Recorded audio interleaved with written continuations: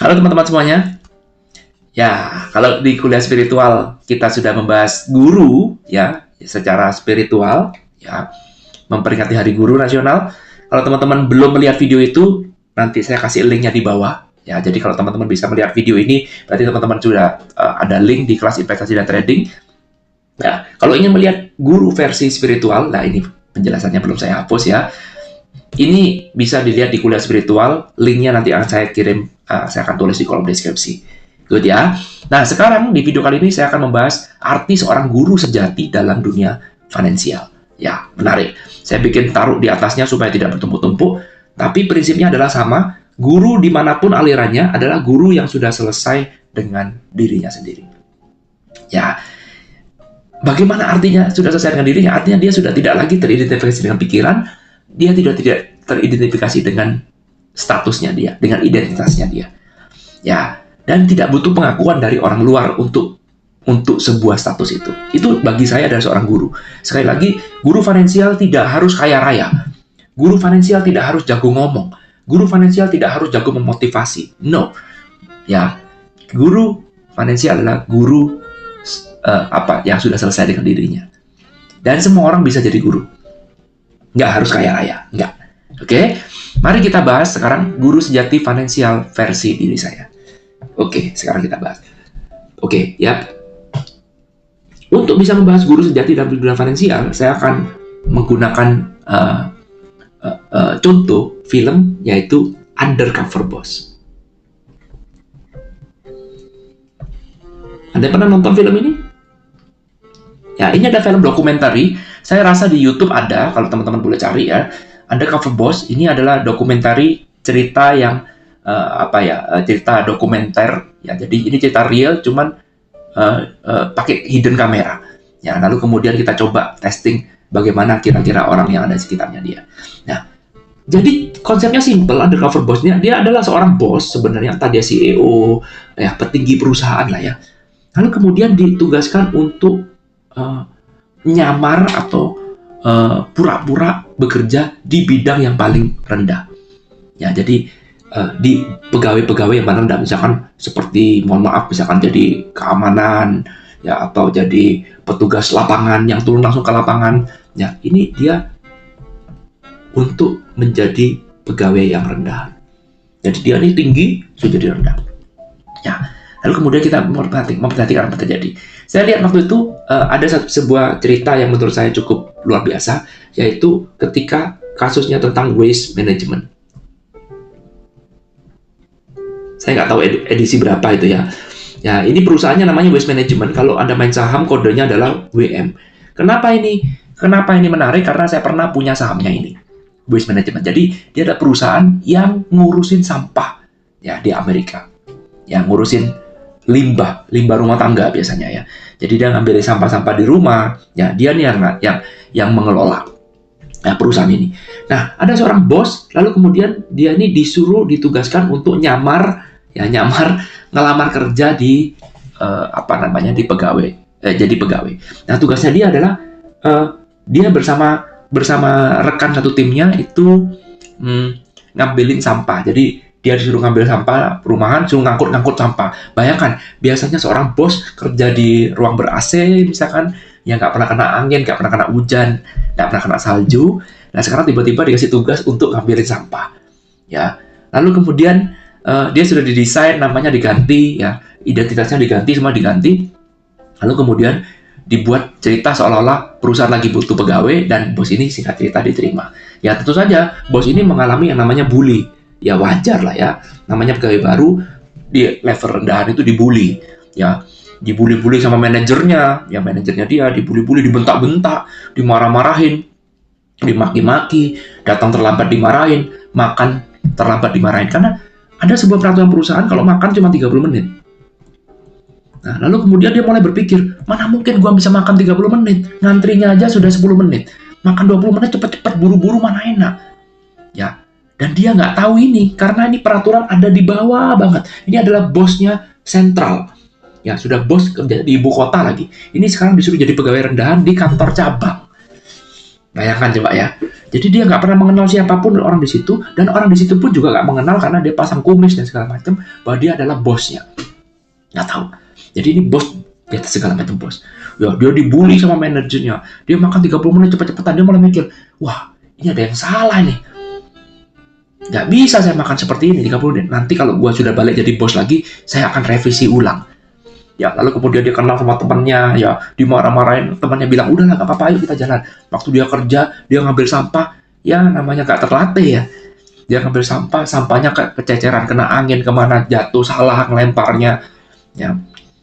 Wah, marah lagi manajernya, dia bilang, kamu kerja lambat sekali. Sorry bos, tadi sampahnya tumpah. Waduh, marah lagi, dimaki-maki lagi. Lalu kemudian dia tinggal di asrama ya, di Wisma Atlet. Aduh, ranjangnya kok seperti ini. Biasa saya tidur di asrama bintang 5 misal. Rumah dinasnya bintang 5. Ini rumah dinasnya kok cuma apa adanya. Malam saya nggak bisa tidur karena kasurnya terlalu keras, banyak nyamuk ya. Terlalu pengap. Dia komplain ke manajernya, maki-maki lagi. Kamu pegawai baru.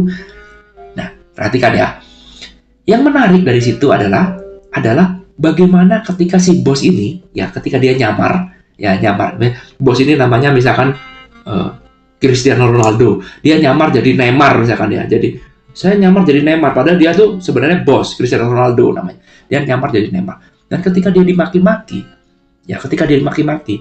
bos ini punya sebuah kesadaran bahwa saya bukanlah Neymar. Saya itu Ronaldo, ya bosnya itu Ronaldo. Contoh aja. Saya itu Neymar. Yang dimaki-maki itu siapa? Neymar. Jadi bos ini secara tidak langsung melakukan apa yang sudah kita bahas. Who am I?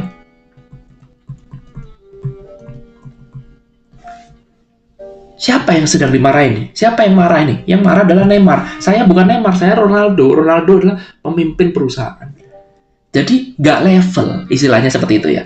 Nggak level. Orang yang marahin saya ini nggak level. Artinya orang ini, kalau saya pecat, ya berarti saya teridentifikasi dengan marahnya dia. Artinya nanti kalau kamu sudah tahu siapa saya, kamu akan menyesal. Udah gitu aja. Nggak dipecat nggak apa. Karena yang dimarahin Neymar, bukan Ronaldo. Karena saya lagi nyamar. Betul ya? Sehingga inilah contoh orang yang sudah selesai dengan dirinya. Mulai paham? Coba kalau sekarang misalkan temannya, misalkan namanya Tony, misalkan. Sama-sama. Bagi Tony, yes betul, saya adalah petugas lapangan. Saya adalah tukang sampah. Ya, misalkan saya tukang sopir ya, sama-sama sopir misalkan ya. Ini juga sama-sama sopir. Ya, si Neymar mengatakan saya ini cuman nyamar jadi sopir, saya bukan sopir, saya adalah CEO. Sementara bagi Tony, saya adalah sopir. Yes, saya adalah.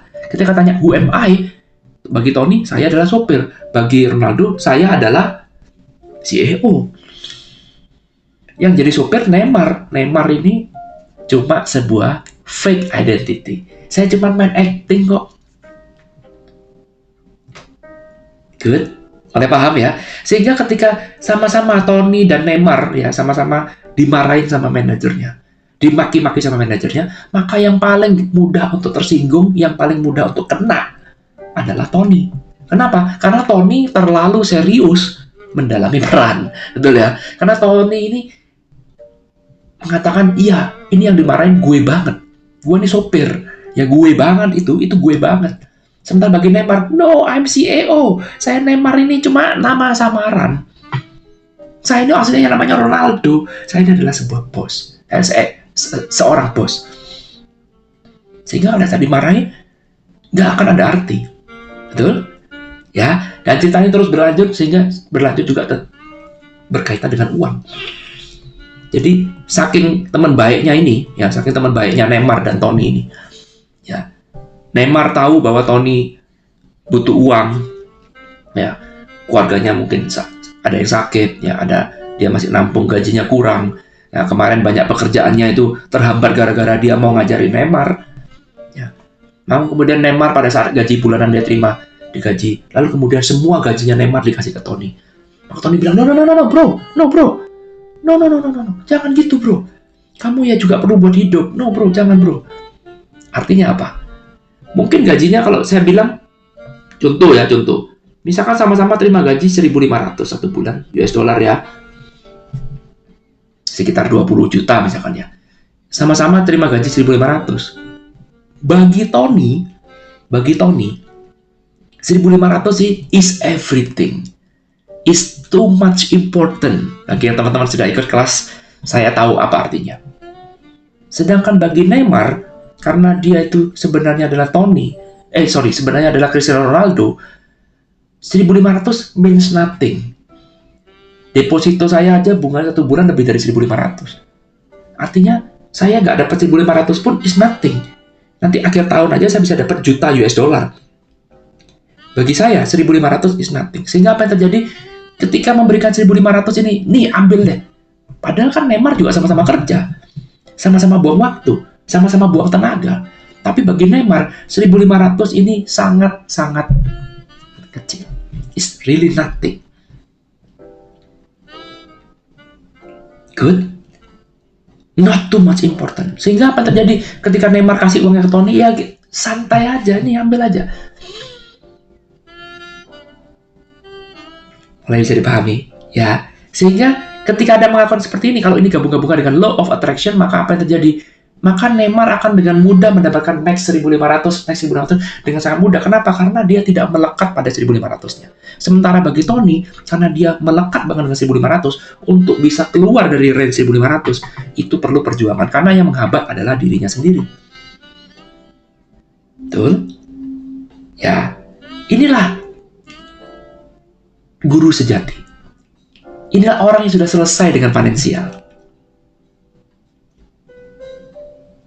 Ya, ini kalau kita teruskan berarti, benar Pak, berarti caranya supaya Tony jadi Neymar gimana? Dengan cara merevalue arti 1.500. Dengan cara merevalue dirinya, who am I?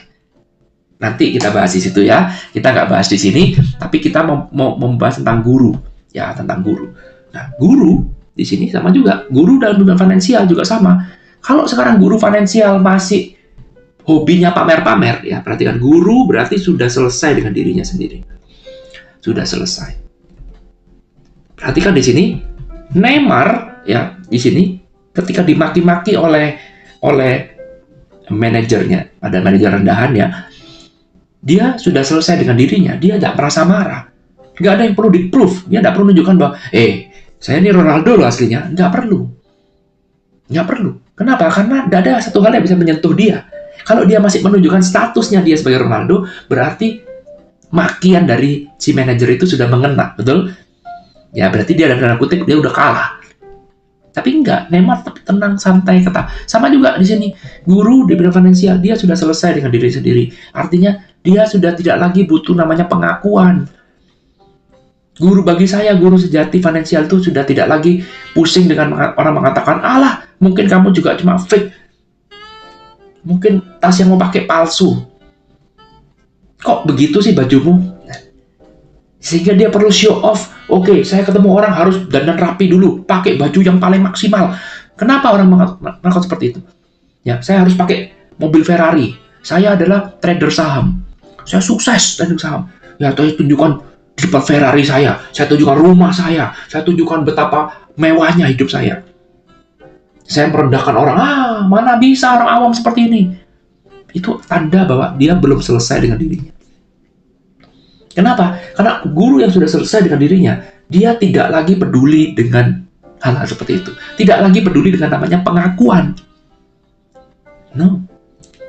Kamu mengakui saya sebagai orang kaya apa enggak? Saya ini sudah kaya. Orang yang sudah kaya tidak butuh pengakuan. Coba Anda lihat Warren Buffett, Anda lihat Bill Gates, Anda lihat Mark Zuckerberg, Anda lihat Jeff Bezos. Apa iya Jeff Bezos itu isinya pamer-pamer kekayaan? Gak ada. Ya, Anda pernah dengar Warren Buffett pamer-pamer kekayaan? Ini loh guys, ayo kita tur rumah saya yang baru beli. Ini loh guys, saya baru beli mobil guys. Ini mobil ini cash. Saya beli Rolls Royce. Harganya sekian ratus ribu US dollar. Di dunia ini cuma ada 2 loh guys. Saya yang beli guys. Ada seperti itu? Guys, saya baru bangun rumah. Ini istana saya bangun nih. Orang yang seperti itu, betul dia mungkin punya banyak uang, tapi dia belum selesai dengan dirinya sendiri. Kenapa? Karena dia masih haus pengakuan. Karena dia pasti butuh pengakuan. Kenapa dia butuh pengakuan? Karena dia tidak bisa menemukan pengakuan itu dari dalam dirinya sendiri. Dia sendiri pun masih meragukan, apakah saya ini orang kaya ya? Jangan-jangan orang nggak percaya kalau saya orang kaya. Sedangkan guru finansial sejati, dia sudah tidak lagi peduli dengan seperti itu. Nggak peduli. Kenapa? Karena dia sudah selesai dengan dirinya sendiri. Guru, orang yang sudah kaya raya, misalkan, dia lalu kemudian tidur di losmen, tidak mengurangi nilai kekayaannya. Warren Buffett tidur di losmen misalkan. Apakah lantas kemudian kekayaannya berkurang? Ya kan enggak. Benar ya? Warren Buffett pakai jam murah. Lalu kemudian mengatakan, wah, lantas kemudian orang hilang respect. Ya bodoh amat. Berbeda dengan orang yang sedang mencari. Berbeda dengan orang yang sedang merintis kekayaan. Maka dia butuh pengakuan sebanyak mungkin. Mobil mewahnya. Anda lihat, di sosial media sekarang gampang sekali mencari hal seperti itu. Guru sukses, identik sukses dengan mobil mewah, jam mewah, liburan mewah, pesawat pribadi, betul? Kenapa dia menonjolkan itu terus? Karena tidak ada hal lain yang bisa ditonjolkan. Karena dia butuh pengakuan dari orang lain supaya beli produknya dia. Pamer-pamer account. Guys, lumayan guys, profit sekian guys. Boleh pamer account? Boleh. Tapi kalau konsisten isinya pamer-pamer, ya gimana coba? Waktu lulus gak dipamerin. Waktu profit, pamer-pamer. Kenapa? Ya itu tadi. Ya, sekarang sangat sulit sekali mencari who is the real guru dalam dunia finansial. Karena semua orang sekarang bisa didandan sebagai guru. Sekarang tuh semua tinggal dandanannya bagaimana. Gampang kan? Ya. Jadi seorang guru itu sekarang, Anda cuma jago ilmu sedikit aja, udah langsung keluar-keluar, Anda akan sukses. Gampang. Ya, fake it to make it. Ya, Anda bisa bikin palsu. Nah, yang kasihan adalah orang yang berdambakan benar-benar guru. Kasihan sekarang. Karena apa? Orang yang Anda ikutin ternyata, walah, ternyata nggak begitu. Ternyata settingan semuanya. Ternyata itu cuma demi sebuah status. Demi sebuah popularitas. Supaya produknya laku. Boleh? Boleh. Salah? Enggak salah. Betul. Cuman yang kita fokus sekarang adalah guru sejati. Nah, ini dia nih. Nah, kalau guru banyak, guru sejati ini, nah ya ini yang langka. Bagaimana cara mencari guru sejati? Itulah yang kita bahas sekarang. Guru yang sudah selesai dengan dirinya. Sehingga ketika ada orang mengatakan, sama juga dengan guru spiritual, ya ada orang yang mengatakan, ada orang ahli saham, misalkan, jago saham. Lalu kemudian dikatakan, goblok kamu, masa Microsoft apa aja nggak tahu? Masa Microsoft simbolnya apa aja nggak tahu? Gitu kok aku guru saham. Lalu kemudian guru itu marah. Berarti dia bukan guru sejati. Oh, kamu belum tahu siapa saya? Saya ini udah main saham sejak kamu belum lahir. Sejak papa kamu belum lahir, misalkan. Nah, ketika dia sudah marah seperti itu, maka dia belum selesai dengan dirinya sendiri. Kenapa mesti marah? Kenapa masih butuh pengakuan lagi? Kenapa saya harus show off apa yang saya punya? Rekening bank saya berapa? Member apa aja? Rumah saya di mana? Kenapa saya mesti show off itu? Kalau saya sudah benar-benar kaya. Nah, itu menjadi kuncinya bahwa seorang guru sejati sudah selesai dengan dirinya. Dan kalau dia sudah selesai dengan dirinya, maka tidak ada lagi yang perlu dibuktikan. Tidak ada lagi yang perlu pengakuan. Tapi teruslah menunjukkan guru itu, berkaryalah terus. Saya terus berkarya untuk berguna bagi orang lain. Nah, itu adalah guru sejati. Ya, sekali lagi, sama juga di kelas spiritual, saya pun juga bukan guru sejati di bidang finansial. Karena saya secara finansial belum mencapai financial freedom, seperti yang sudah dikatakan oleh para guru yang lain. No, saya masih belum. Sama juga dengan teman-teman yang lain, saya pun juga masih masih punya active income, masih mengajar, ya masih jadi fund manager, ya masih berkarya, ya masih butuh pengakuan juga, ya sometimes saya suka pamer-pamer, sometimes saya juga suka omong besar, ya itulah diri saya sejati, bukan diri saya sekarang. Saya belum pantas dikasih gelar sebagai guru sejati. Oh, masih jauh. Ya mungkin saya di dunia finansial saya adalah guru, tapi bukan guru sejati. Belum menuju ke sana. Ya, kita jalan bersama-sama menuju ke situ. Saya lebih suka disebut sebagai partner, sebagai rekan seperjalanan. Yuk, kebetulan saya mengerti dunia finansial. Ayo, ketika Anda ikut kelas finansial saya, ayo kita belajar sama-sama. Bukan saya sok jadi guru lalu merendah-rendahkan orang, menggoblok-goblokkan orang. No, enggak. Apalagi jadi guru sejati masih belum, karena saya masih belum selesai dengan diri saya. Dan itu saya akui. Ya, saya belum selesai dengan keuangan saya.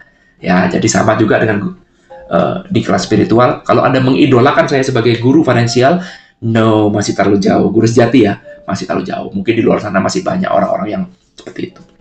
Ya, tapi saya berusaha untuk menjadi orang yang seotentik mungkin, ya, supaya saya lebih dilihat value-nya. Materi yang saya sampaikan bukan dari apa yang saya pakai, bukan dari mobil apa yang saya punya, rumah apa yang saya punya, enggak. Fokus pada value yang enggak saya sampaikan. Itu aja. Jangan lihat bagaimana saya, bagaimana historinya saya, bagaimana masa lalunya saya, bagaimana saya sekarang, apa yang saya pakai. No. Ya, kalau Anda melihat itu, Anda akan salah. Ya, saya itu terus yang saya remind terus supaya saya tidak terjebak dengan namanya identitas. Fokus pada value, fokus pada value, fokus pada value. Value added terus seperti itu. Sehingga kita bisa sama-sama bagus. Ya, value sharingkan, value sharingkan, value sharingkan. Good? Oke, terima kasih teman-teman sudah nonton video ini. Mari kita nikmati sama-sama perjalanan ini, sehingga kita bisa sama-sama bisa mendapatkan manfaat dalam perjalanan ini. Terutama di dunia finansial. Ya, nanti akan saya sharingkan lebih banyak lagi hal-hal berkaitan dengan finansial, bagaimana caranya kita bisa lebih baik secara finansial. Thank you teman-teman sudah nonton video ini. Kita ketemu di video finansial berikutnya. Thank you. Bye.